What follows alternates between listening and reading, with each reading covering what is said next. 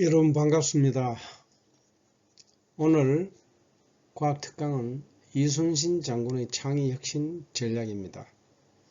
오늘 특강을 맡은 저는 한국과총 경북연합회의 최종규 교수입니다. 지금 여러분이 처해 있는 상황은 과연 어떻습니까? 당장 해결하지 않으면 안 되는 절체절명의 기로에 서 있지는 않습니까? 어떻게 해야 경쟁자들과 싸워서 이길 수 있겠습니까? 혹은 백의종군의 자세로 정보관리는 어떻게 하고 있고 경쟁자나 협조자와의 커뮤니케이션은 어떻게 하고 있는가 등의 난제들에 둘러싸여 있지는 않습니까? 만약에 그러시다면 이순신 장군의 창의혁신을 기반으로 하는 전략적 리더십을 통하여 그 해답을 찾아보도록 하십시다. 이 슬라이드는 이순신 장군의 전장에서의 리더십을 소재로 한 한산과 명랑이라는 두 영화의 장면입니다. 아시다시피 한산대첩은 1592년 남해 한산도 앞바다에서 외선 73척을 대파한 해전으로 외선이 주둔하고 있던 거제의 견내량은 지형적으로 좁은 암초가 많으므로 외선을 견내량으로 유인하여 경멸하였던 것입니다.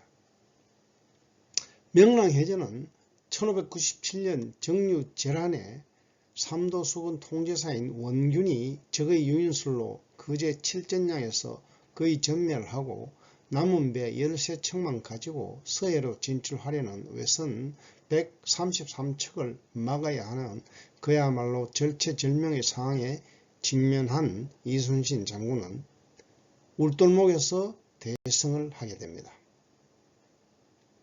여러분은 지금부터 영화 한산과 명랑의 기억을 소환하면서 설명을 들으면 더욱 실감이 날 것입니다.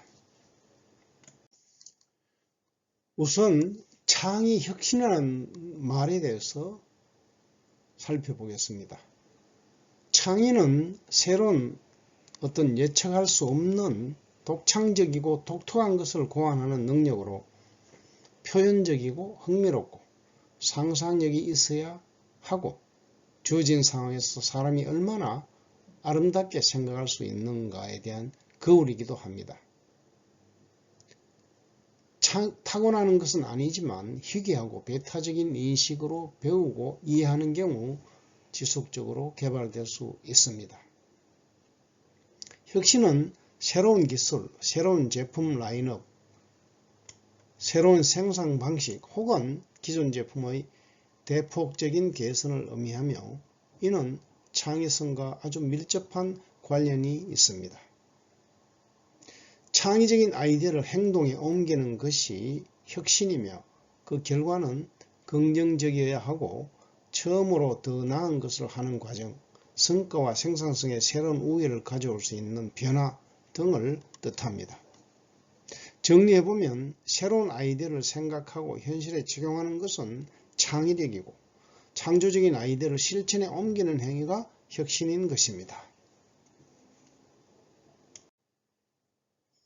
이순신 장군의 창의혁신을 바탕으로 한 전략적 리더십의 결론부터 정리해봤습니다.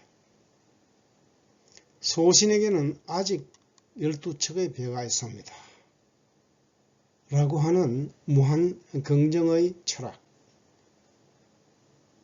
그리고 전장에 있어서 선선구전, 미리 이길 수 있는 방법을 찾아놓고 싸움에 임하는 창의력을 바탕으로 한 전략, 그리고 쉬지 않고 노력하여 스스로 강하게 하라는 실력, 그리고 필사적생, 필생적사의 각오로 싸우라 라는 결행, 그리고 백성이 있어야 나라가 있다라는 심종, 이러한 5가지의 리더십과 이를 위한 창의혁신적인 전략으로 외적과의 싸움에서 한 번도 지지 않는 23전 전승을 하고 전장에서 영예롭게 전사한 것입니다.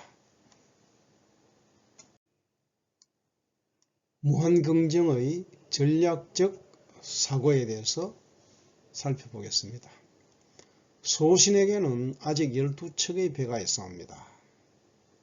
한양으로 진격하는 파죽지세의 왜군과 풍전등화의 조선, 수군을 강한 14만 왜군이 1597년에 조선을 재침한 것이 정유재란입니다. 임진왜란 때 해상을 장악하며 강력했던 조선 수군은 정유재란의 칠전량 해전에서 거의 전멸하였습니다. 지도에도 나와 있듯이 삽시간에 경상도와 전라도를 점령하고 최후의 일격을 위해 한양으로 진격하는 왜군. 한양 공략을 위한 왜군의 보급품은 서해로 통하는데 이를 막지 못하면 조선의 패망은 불가피한 상황이었죠. 이런 상황에서 조선 수군의 12척의 배, 반면 일본의 330척 대비 절대적으로 불리한 절체절명의 위기에서 풍전등화의 조국을 구할 수 있는 방법이 무엇이겠습니까? 12척밖에 남지 않았다는 것이 아니고 아직도 12채나 있다는 이순신의 무한긍정의 전략적인 사고가 조선의 위기를 구할 수 있었던 것입니다. 명랑 영화에도 나오지만 이런 절대 불리한 상황에서 이순신 장군 휘하의 장수들도 싸우기를 반대하고 겁에 질린 병사들이 도망가는 장면들이 있습니다. 전함이 12척밖에 없는데 어찌 전쟁을 치를 수 있겠습니까? 장수들이 한 말입니다. 하지만 장군은 모두가 불가능을 외칠 때 적은 병력으로 승리할 수 있는 지형을 찾았던 것입니다.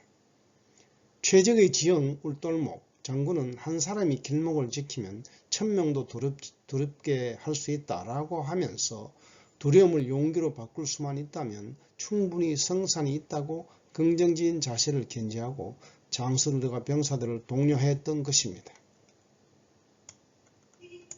물살이 빠르고 밀물과 썰물에서 물의 깊이 차이가 심한 지형을 활용하고 물때를 잘 보는 그 지역 어부 출신의 노병의 도움으로 공격과 수비하는 시기를 조절하여 12척의 배로 330척을 대항하는 명랑해전에서 대승하여 조국을 구하였던 것입니다. 즉 무한긍정의 사고가 조국을 구한 것입니다.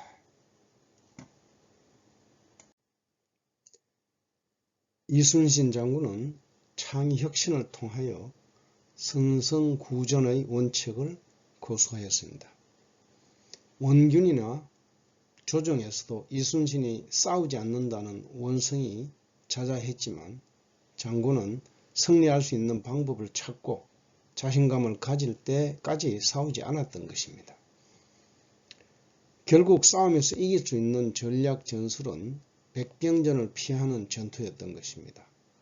15세기 당시의 해전은 배를 충돌시켜서 상대방 배위로 돌진하여 몸싸움을 하는 근접전, 즉 백병전이 대세였던 것입니다. 임진왜란의 왜군 또한 백병전에 매우 능하였는데 사무라이처럼 단련된 왜군은 배에 올라 싸우는 근접전에서는 세계 최강이었고 병력 수면에서도 조선 수군은 절대 부족하여 백병전에는 승산이 없었던 것입니다. 그렇지만 붙어야 싸울 수가 있고 가까이 붙으면 죽을 수 있고 장군은 고심을 거듭한 끝에 조선 수군의 전투력을 보강하는 전술을 창안하여 미리 이겨놓고 싸울 수 있는 선성구전을 실현하게 된 것입니다.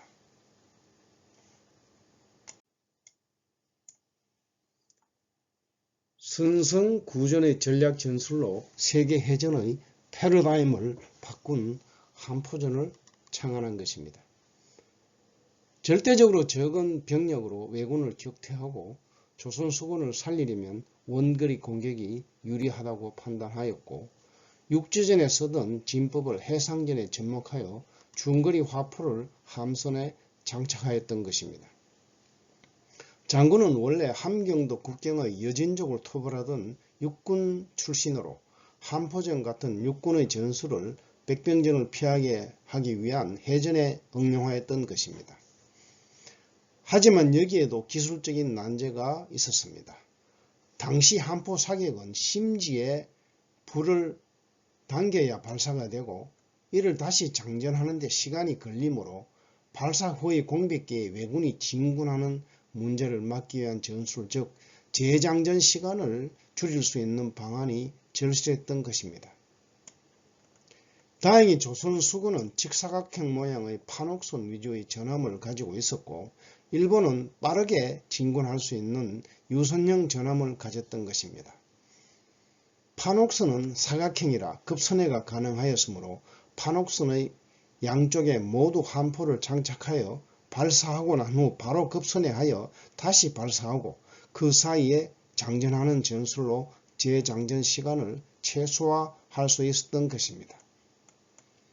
조선의 함포는 현자 총통이 800m, 천자 총통이 900m, 황자 총통이 1.1km의 사거리가 있는 세 종류가 있었고 왜군이 무장한 소총은 최대 200m도 나가지 않으니까 조선 수군의 함포에 왜군은 속수무책일 수밖에 없었던 것입니다. 장군은 배 위에서 싸우지 않고 화포를 이용하는 함포전 시대로 해전을 전환하는 새롭고 창의적인 함포전의 패러다임을 혁신한 것입니다.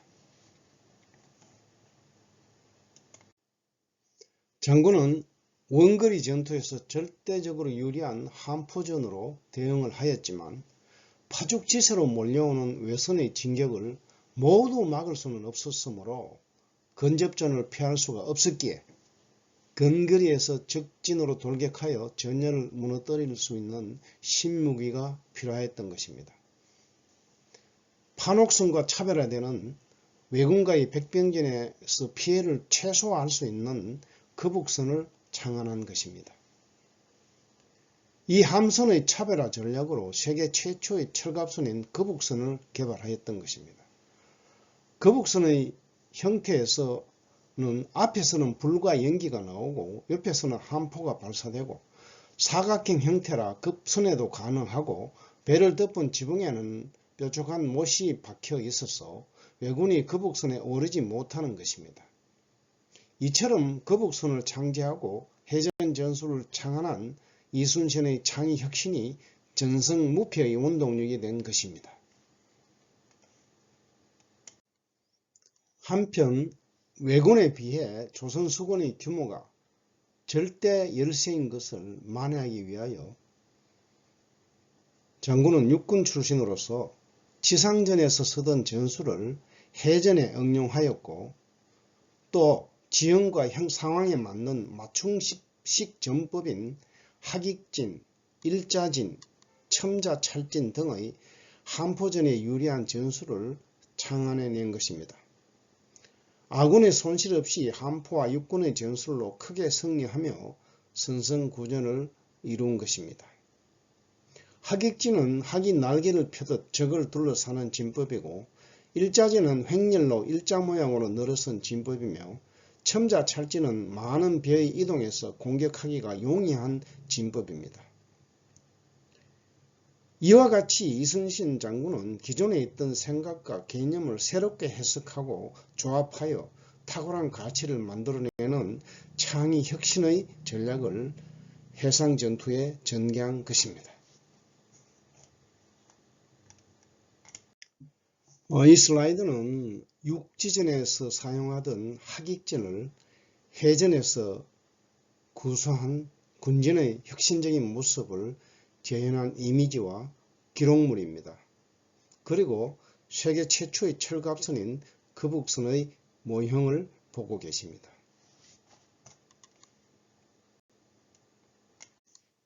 이 슬라이드에 여러 사진이 나오는데 이순신 장군의 한산 대첩을 소재로 한 영화 한산의 주요 장면들입니다.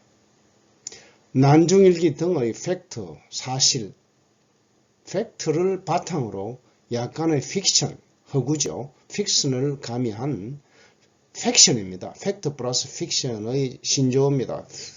팩션으로 영화를 제작하여 많은 호응을 받은 영화 한 사례입니다.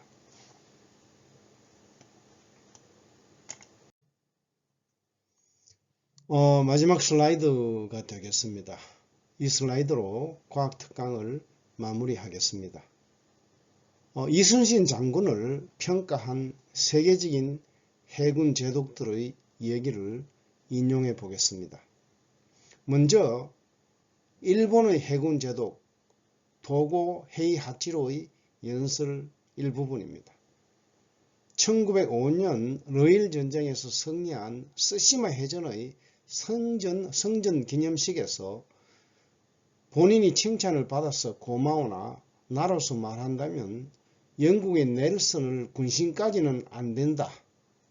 진정으로 군신의 칭호를 받을 만한 제독이 있다면 그것은 바로 이순신 장군인 것이다. 국가의 지원 없이 스스로 거북선 등과 같은 각종 화기와 진법을 창안하여 전투에 나가 승리를 했다. 라고 적장인 일본의 해군 제독이 이순신 장군을 공적인 성전 기념식 자리에서 소개한 것입니다.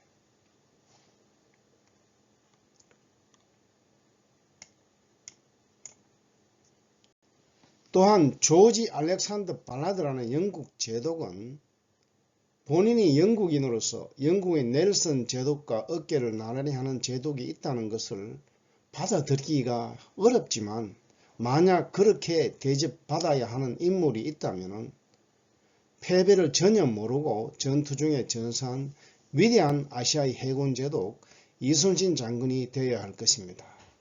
라고 한 것입니다. 이렇듯이 이순신 장군의 해전사는 세계 각국의 해군 군사학에서 연구되고 교재로도 활용될 정도로 유명하다고 하고 이와 같은 배경에는 이순신 장군의 창의 혁신이 차별화된 전략 전술이 있었기 때문입니다.